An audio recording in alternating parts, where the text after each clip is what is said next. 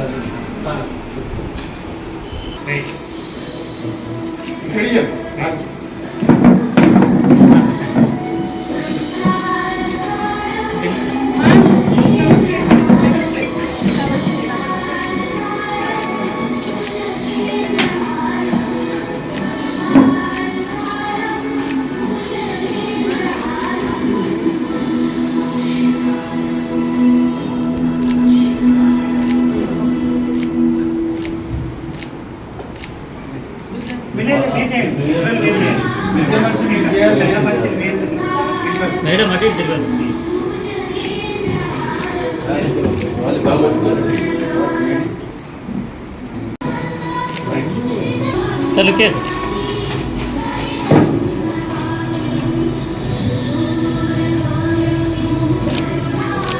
sir लुकिए रखो sir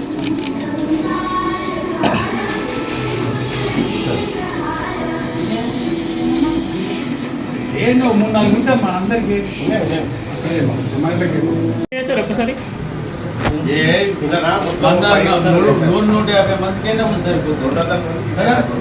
क्या ready sir okay sir sir